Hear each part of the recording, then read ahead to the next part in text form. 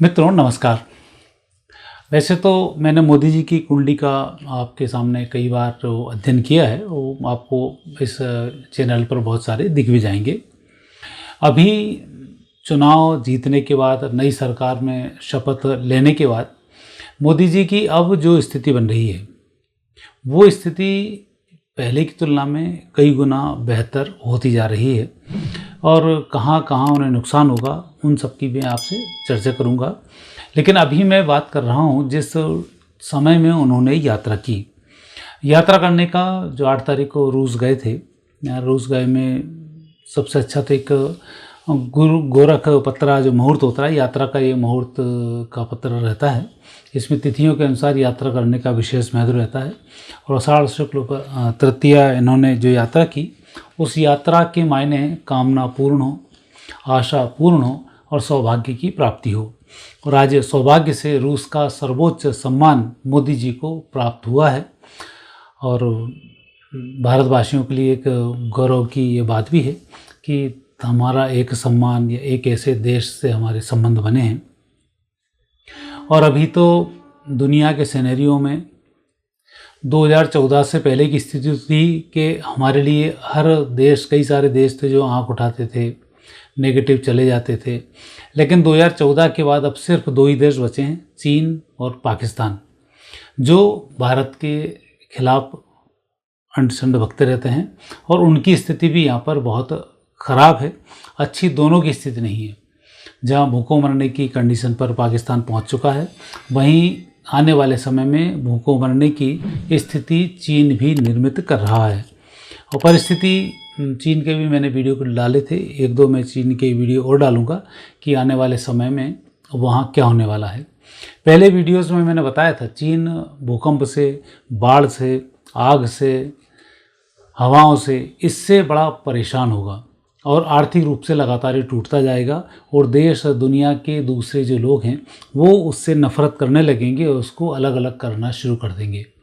हालांकि इन सब चीज़ों को होने में काफ़ी टाइम लगता है क्योंकि राक्षसों की भी एक अपनी शक्ति होती है। उस शक्ति का सामना करते करते भी लास्ट तक स्थिति आ जाती है। राम रावण युद्ध देखें, कौरव पांडव युद्ध देखें, आखिर तक रोमांच इसमें बना होता है और राक्षस मारे जाते हैं, देवता कभी हारते हैं, कभी राक्षस हारते हैं। तो ये स्थिति चूहे बिल्ली का खेल चलता रहता है।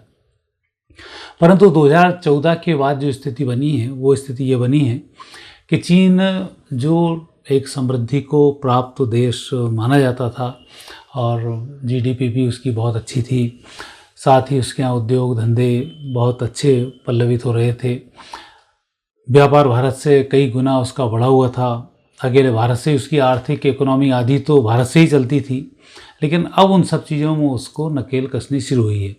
और वहीं पाकिस्तान को तो उसने गुलाम बनाया हुआ, वहाँ तो कोई चीज़ वो होने ही नहीं देता। तो ऐसा उसका जहाँ जहाँ प्लानिंग थी वहाँ उसकी प्लानिंग समाप्त हो चुकी है।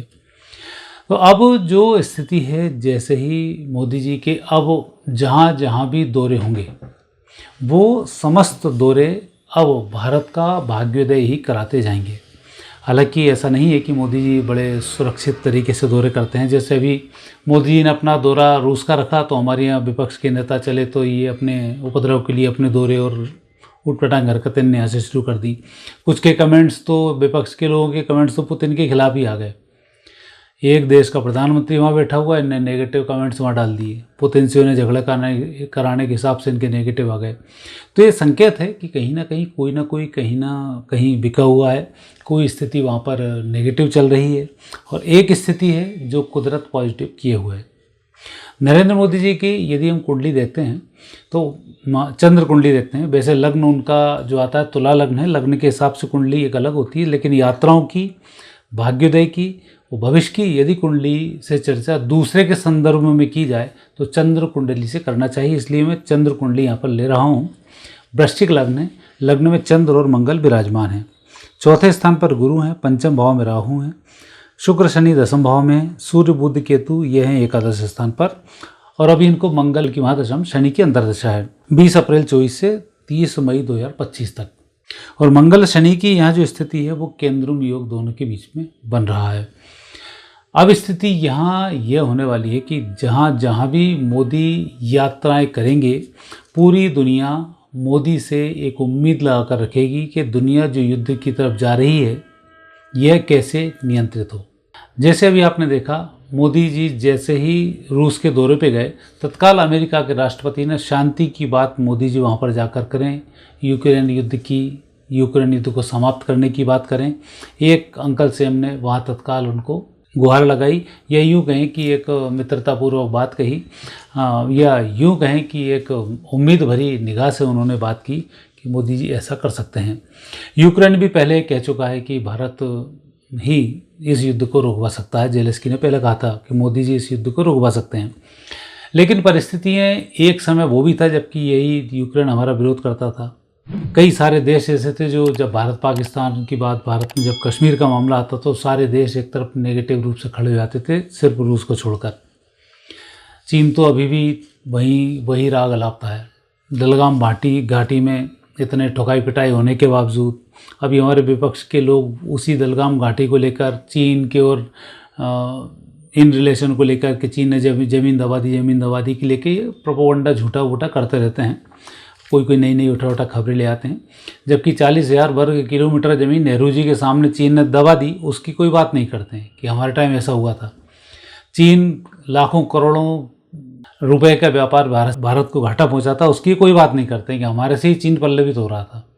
कई खबरें तो ऐसी बात है कि यहाँ की जो एक सोनिया जी हैं, चौथे नंबर की दुनिया की सबसे संपन्न लेडी हैं, जो कोई धंधा नहीं, कोई व्यापार नहीं, और उसके बाद चौथे नंबर पे पहुँच जाना। तो ये जो स्थिति है विपक्ष की, पक्ष की और दुनिया की, इन सबको यदि आप कंपेयर करने जाएंगे तो अब आने वाले समय में भारत का जो भाग्योदय है वो ऐसा व्यक्ति ही करने वाला है। और भारत का जब भी भाग्योदय हुआ है तब फकीरों ने ही भारत का भाग्योदय किया है, चाहे वो विवेकानंद के रूप में गए हों, चाहे मोदी जी भी इस रूप में जा रहे हों, चाहे वो गांधी जी अपनी लठियाँ लेकर गए हों। तो भारत के भाग्योदय में इन लोगों का बड़ा विशेष योगदान रहा है। पहले भारत के वैज्ञानिक 2,5-3 हज़ार वैज्ञानिक मारे गए। कई चीज़ ऐसी होती थी कि जरा सा कोई रिसर्च होना शुरू हुआ तो वहाँ मालूम पड़ जाता था। आज कोई वैज्ञानिक नहीं मारा जाता है। तो हम धीमे धीमे इस तरह से सुरक्षित हो रहे हैं। ये जो मोदी की कुंडली है, इस कुंडली में मंगल और चंद्र इस बात का बहुत घनिष्ठ संबंध रखते हैं। जैसे आपने देखा कि कई लोगों के पैर ऐसे पड़ते हैं कि आप संपन्न होने लग जाते हैं। कई मित्र आपको ऐसे मिलते हैं जिनसे दोस्ती करने के बाद आपका भाग्योदय होने लग जाता है।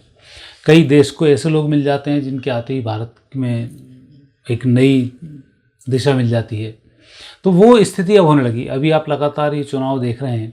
इन चुनावों में पूरी दुनिया की स्थिति कहीं नेगेटिव हो रही है, कहीं कुछ हो रहा है, और कहीं कोई जातिवाद का भूत पनप रहा है। अलग विदेशों में तो जातिवाद नहीं है, वहाँ तो संप्रदाय और वहाँ की एक अलग ही भूमिकाएँ हैं। लेकिन एक विशेष समुदाय है जो पूरी दुनिया के लिए खतरा बना हुआ है, वो हर जगह है, और वहाँ उसमें चीन आग लगाता है। अमेरिका उनको कंट्रोल करने की कोशिश करता है, और कुछ उद्योगपति हैं, उन उद्योगपतियों के अपने अपने स्वार्थ हैं, वो उन लोगों को लेकर उस देश पे कब्जा करना चाहते हैं ताकि उनके व्यापार धंधे बहुत अच्छे से चल सकें। सीधे सीधे कहें तो जॉर्ज सोरेस हैं, भारत में किस तरीके से आया था, मोदी ने मात खिला दिया तो अब तो ठंडे पड़ गए। बाकी स्थिति अभी और भी बाकी है कि उनकी दुर्गति अब होना शुरू होगी, वो 2025 में सबको दिखाई दे जाएगी। तो ये जो योग अभी बने हैं इस यात्रा में, इस यात्रा के विशेष योग मोदी जी के ये बनते हैं कि आने वाले समय में भारत का बहुत तेज़ी से भाग्योदय होने वाला है। आर्थिक रूप से अब इस देश में संपन्नता भी आने वाली है, और आने वाले समय में इस देश के लोगों का भी एक व्यक्तिगत प्रभाव पड़ना शुरू होगा। तो इस प्रकार की अभी जो मोदी जी ने यात्रा की है, यह एक पहली यात्रा तो G7 की जो 13-14 जून को जो यात्रा हुई, उस यात्रा को भी आपने देखा कि एक व्यक्ति किस स्थिति से गया और कितना सम्मान उसको वहाँ मिला। वहाँ के प्रधानमंत्री थे, उन्होंने मोदी जी को सम्मान प्रदान किया और सारी चर्चाएं हुई। और अब वापस जो रूस और राष्ट्रीय आज़ादी की जो गणराज्य की यात्रा है, ये यात्रा भी अब इनकी पूर्ण रूप से सफल होने वाली है। तो इस प्रकार की अब जो यात्राएं लगातार 30 मई 2025 तक, तो ये यात्राएं इनकी पूर्ण रूप से सफल होने वाली हैं। और मई 25 में फिर मैंने स्थिति बताई कि राहु, जब अभी राहु का परिवर्तन राशि हुआ नक्षत्र में, अब परिवर्तन होगा अप्रैल मई में शनि का। वो जो परिवर्तन होगा वो परिवर्तन फिर एक नई दिशा में ले जाएगा। मीन राशि के शनि होंगे और वो बहुत नेगेटिव स्थिति को मुझे दिखता है दर्शा रहे हैं। लेकिन तब तक भारत के प्रधानमंत्री भारत को मजबूत बनाने के लिए बहुत अधिक प्रयास करेंगे और इन प्रयासों में उन्हें पूर्ण रूप से सफलता की प्राप्ति होगी। कई लोग पूछते हैं कि यहाँ का विपक्ष जिस तरह से उपद्रव कर रहा है इसका क्या होगा, तो मैं तो यही कह सकता हूँ कि विपक्ष के जो लोग हैं उम्मीद लगाए बैठे हैं प्रधानमंत्री बनेंगे, लेकिन ज़िंदगी में प्रधानमंत्री बनने वाले कभी नहीं है, क्योंकि अभी आने वाला समय भारत की धर्म ध्वजा का है। जो सनातन धर्म के साथ होगा वही इस देश पे प्रधानमंत्री बनेगा, जो धर्म के साथ नहीं है वो प्रधानमंत्री नहीं बनेगा। और वर्ण संकरों का ज़माना समाप्त है, क्योंकि जब सतयुग आ रहा है तब वर्ण संकर के बजाय एक जो शुद्ध व्यक्ति होगा वही इस देश पर शासन करेगा और वही इस देश को नई दिशा भी प्रदान करेगा। तो ये जो यात्रा है, इस यात्रा पर मेरी आपसे कुछ चर्चा हुई और आने वाले समय में मोदी जी 2025 तक क्या क्या गुल खिलाएंगे और क्या क्या उनकी स्थिति होगी, देश कितना आगे बढ़ाएंगे, उन सब की मैंने आपसे चर्चा की। आगे फिर नए विषय पर आपसे मुलाकात होगी। नमस्कार।